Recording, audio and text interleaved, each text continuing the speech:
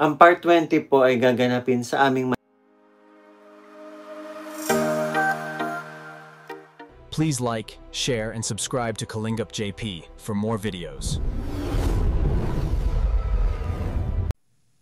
Magandang araw po mga kalingap, kamusta po kayong lahat?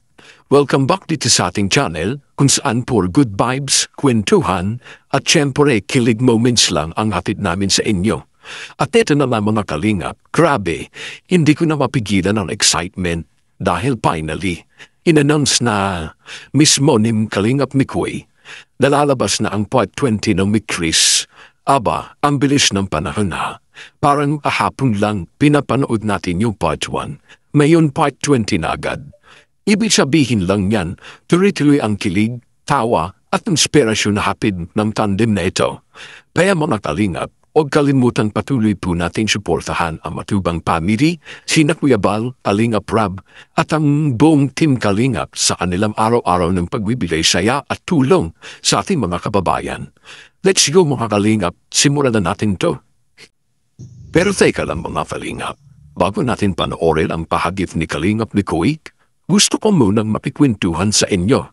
Kasi sure ako lahat tayo may kanya-kanyang teorya kung ano naman ang mangyayari sa part 20. So comment down below ano sa tingin nyo. Magiging sweet ba? May holding hands ba sa tabing dagat o baka naman may kantahan naman na magdadala ng kilig overloads? Ako talaga may kutob ako na may hindi inaasahan na yung part 20. Ang part 20 po ay gaganapin sa aming Mansari, November 7 po. Pagdasal na lang po natin na ang panahon ay makisama. Kasi yun nga, may bali-balitang papasukin tayo ng bagyo. Kaya sana wag naman. Unang-una mga kalingap, gusto ko lang i-appreciate kung paano dahan-dahang binubuo ni Kalingap Mikoy at ni Krista. Ang kwento ng Mikris Tandem, hindi lang basta kiligye, may halong group, may connection, at syempre may mga moment na parang hindi mo alam kung scripted o totoong nararamdaman na nila sa isa't isa. Napansin niyo ba yung last part? Yung kitigang parang may ibig sabihin, ay grabe, parang may gustong aminin si Mikoy pero tinatago pa.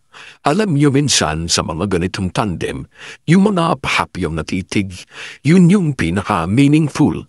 Kaya feeling ko sa part 20, baka may pagkatapat moment na tayo, mga kalingap. Okay mga kalingap, ito na ang prediction time. So ito ang mga posibleng mangyari sa part 20. Number 1, holding hands sa tabing dagat.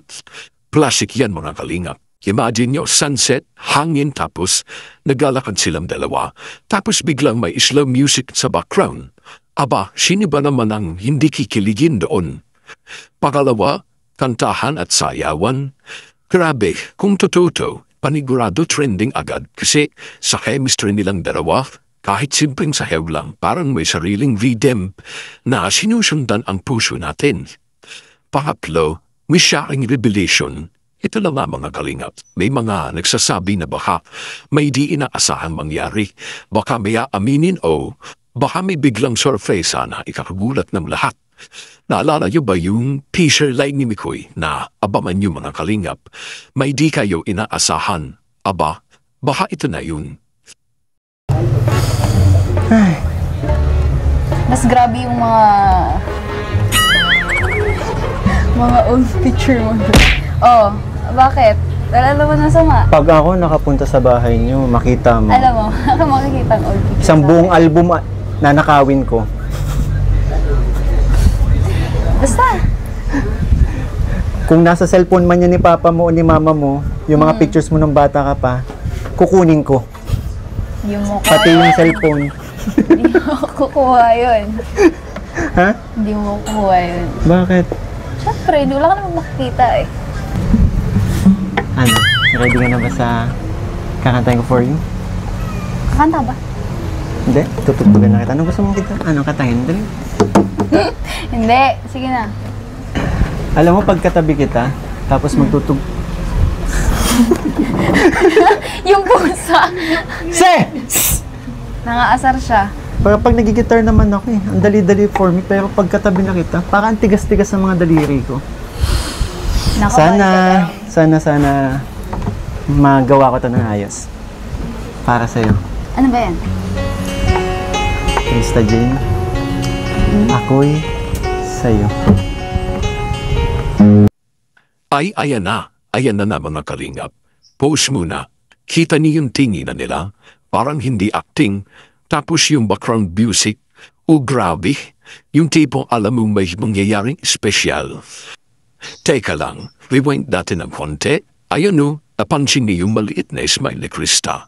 Habang siya ay nakikinig kay Kalingap Mikoy, parang di niya mapigilang kiligin din. Tapos nung sinabi ni Mikoy na, bukas na mga Kalingap, huwag kayong bibitaw. Parang may double meaning, di ba? Huwag bibitaw, baka hindi lang sa vlog, baka sa isa't isa na rin. Yun yung tinutukoy ko na sana hindi tayo ng bagyo kasi yun nga, sabi tatama daw sa sa birthday ko sa Mansari. Kaya let's pray na lang din po na sana kung lumihis mapunta na lang sa karagatan, kaya lumihis man iba kasi masasalantay, kaya yun sana sana humina, yun sana mawala. Grabe. Pero siyempre, safety first pa rin. Alam naman natin na si Kalingap Megoy at ang buong team Kalingap ay laging nag-iingat, lalo na kapag may masamang panahon.